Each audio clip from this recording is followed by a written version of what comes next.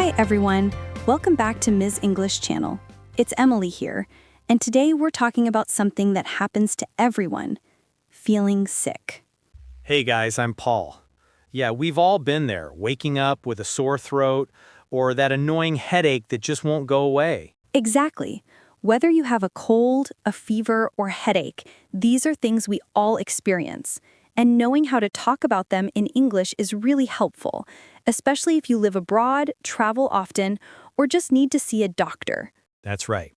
Today's episode will teach you simple ways to explain your symptoms, ask for help, and talk about how you feel.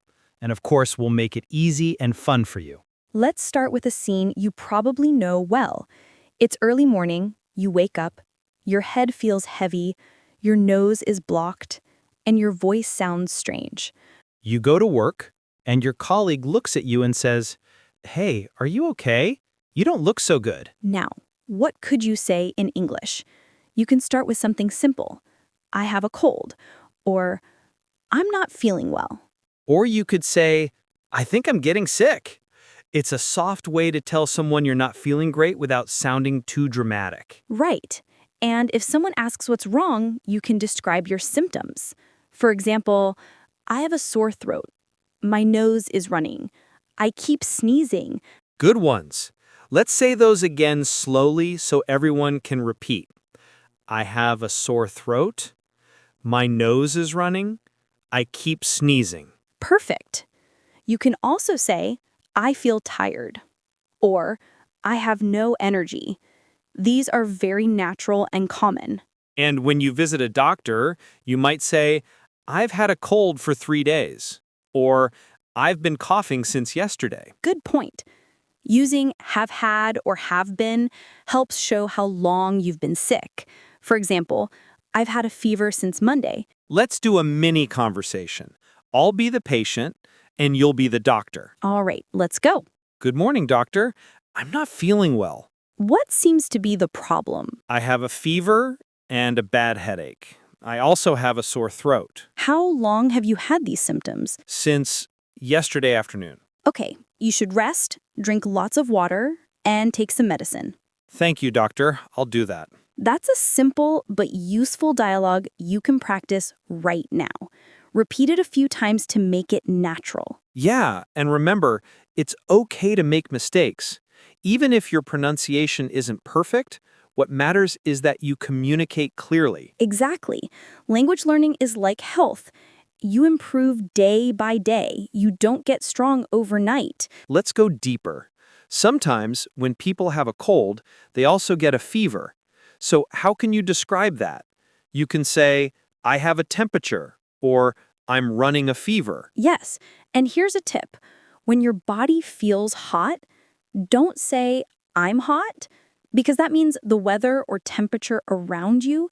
Instead, say, I have a fever. Great point. Now let's add some emotions. You're home alone, lying in bed, your head hurts, your body aches, and you can't sleep. You text your friend, "Hey, I'm sick. I have a bad cold." And your friend replies, oh no, get well soon. Do you need anything? You answer, "Could you bring me some soup and medicine?" So here's a mini practice for everyone watching. Try repeating after us. I have a cold. I have a fever. My head hurts. I need some medicine. Good job! You're learning how to take care of yourself in English. Before we move to headaches, let's do a quick check. Paul, what's the difference between I feel sick and I'm sick? Good question. I feel sick means you might be about to vomit or you just feel unwell. I'm sick means you're not healthy right now. Exactly. For example, I feel sick after eating too much cake, but I'm sick means maybe I have the flu or another illness. All right, next, headaches. We all know that terrible feeling when your head throbs after a long day. Yes, especially after staring at a computer screen for hours. You can say, I have a headache or my head hurts. And if it's really bad, you can say, "I have a terrible headache," or I have a migraine. Let's practice that one too. I have a headache. My head hurts. I have a migraine. You can also use this phrase, my head is pounding. That means it hurts a lot, like there's pressure inside. Good one. Now, if someone asks how you're feeling, you can answer, I took some medicine, but my head still hurts. Yeah, and you can also say, I'm trying to rest, or I just need a little break. Let's create another short story. It's afternoon. You're sitting in a cafe, trying to focus, but your head feels heavy. The light is too bright, the noise too loud. You tell your friend, I can't focus. I have a headache. And your friend says, oh no, do you want to go home and rest? Yeah, maybe I should. I think I need some sleep. Perfect. Simple, natural, and useful. And remember, when you learn phrases like these, try to imagine yourself in real situations. At work, at a cafe, or with friends. That's how your brain connects language with emotion, and emotion helps memory stick. Yes, don't just memorize words. Feel them. Live them.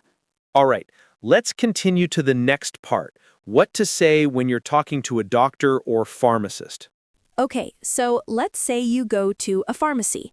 The pharmacist smiles and asks, how can I help you today? You can answer, I have a headache. Or, I've had a cold for 3 days. That gives them clear information. If you're not sure what to buy, you can ask, what do you recommend? Or, do you have something for a sore throat? Good. And when they hand you the medicine, you can ask, how often should I take this? Or, before or after meals? Exactly. These small questions are so useful. They make you sound polite and confident. Let's act it out. I'll be the pharmacist this time. Sure. Hello, how can I help you? Hi, I have a cold and a sore throat. Do you have any medicine for that? Yes, of course. Try this syrup. Take 1 spoon 3 times a day after meals. Thank you. How long should I take it? For about 5 days, and drink lots of water. All right. Thank you so much. Simple, right? These are the kinds of conversations you might have in real life. Exactly. And the more you practice them, the more natural they become. Now let's talk about fever. When you have a fever, your body temperature is higher than normal. You feel hot, tired, and maybe weak. Right. So in English, you can say, I have a fever, or my body feels hot. And sometimes people say, I'm shivering. That means your body shakes because you're cold, even though you have a fever. Let's practice some examples. I have a fever. I feel weak. I'm shivering. Nice. And when someone is worried about you, they might say, do you want to see a doctor? Or, should I call someone? You can answer, no, I'll be fine. Or, yes, please. I think I need to rest. These small responses make a big difference in real communication. They show how you feel and what you need. Exactly. Let's make this fun. Paul, let's do a mini scene. You're sick and I'm your friend visiting you. All right, let's go. Hey, you don't look so good. Are you okay? Not really. I think I have a fever. My head hurts. Oh no. Did you take any medicine? Not yet. I was too tired to go out. Wait here. I'll buy you some medicine and soup. You're the best. Thank you. See? That's how friends care for each other and how you can practice real-life English at the same time. Exactly. And if you're learning English, you can even record yourself saying those lines. It helps with pronunciation and confidence. Let's pause for a quick practice together. Repeat after us. I have a cold. I have a fever. My head hurts. I need some rest. Good job. You're doing amazing. Now, let's talk about one more thing. The doctor's advice. When you visit a clinic, doctors often use simple phrases that are easy to understand. Yes, like you need to rest, drink lots of water, take this medicine 3 times a day. You can reply, okay, I will, or thank you, doctor. Simple, polite, natural. Here's something important. When you talk about being sick, you can use I've got as well. For example, I've got a headache, or I've got a cold. Yes, it's very British and friendly. You'll hear it often in daily conversations. Let's try both styles. I have a cold, and I've got a cold. Both are correct. Exactly. You can choose whichever feels easier for you. Now let's do something new. A mini story. Okay, here we go. It's Sunday morning. The rain is falling outside. Jesse wakes up feeling heavy. His throat hurts, his body aches, and he can't stop coughing. He checks his temperature, 38.5 degrees Celsius. He sighs and says, "Oh no, I'm sick again." His roommate, Crystal, knocks on the door. "Hey, are you okay?" she asks softly. Not really. I think I have a cold. My head hurts. Crystal says, "Don't worry, I'll make you some tea with honey and lemon." The sound of the kettle fills the small kitchen. The smell of ginger tea fills the air. Crystal brings the cup to Jesse. "Here, this will help your throat." Jesse takes a sip. "Thank you. You're a lifesaver." This small story teaches us more than just English. It shows kindness, care, and how language connects people. Exactly. Even when we're sick, words can bring comfort. Simple phrases can carry warmth. And that's why learning English is not just about grammar. It's about real life, emotions, empathy, and connection. Before we wrap up, let's do our vocabulary spotlight, Charlotte's section. All right, here we go. Word 1, sore throat. Pain in your throat when you swallow.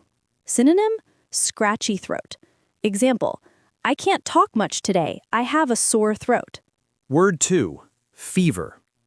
When your body temperature is high. Synonym, temperature. Example, she stayed home because she had a fever. Word 3, headache. Pain in your head. Synonym, migraine. Example, I need to rest. I have a headache. Word 4, cough. When you push air out of your lungs suddenly. Synonym, hack. Example, he has a dry cough. Word 5, shiver. When your body shakes because you're cold or sick. Synonym, tremble. Example, she was shivering all night. Perfect. You can write these words in your notebook and review them this week. Yes, and remember, even if you only remember one new phrase today, that's progress. Fluency doesn't come in one day. It's built slowly through moments like this. One story, one word, one small victory. So take care of yourself, stay healthy, and keep learning. Because every word you learn makes you stronger, not just in English, but in life. Thanks for listening, friends. Don't forget to like, share, and subscribe if you enjoyed this lesson. And comment below, what phrase did you learn today? See you next time on Miss English Channel. Stay safe, stay kind, and keep speaking English every day. Bye, everyone, and drink your water.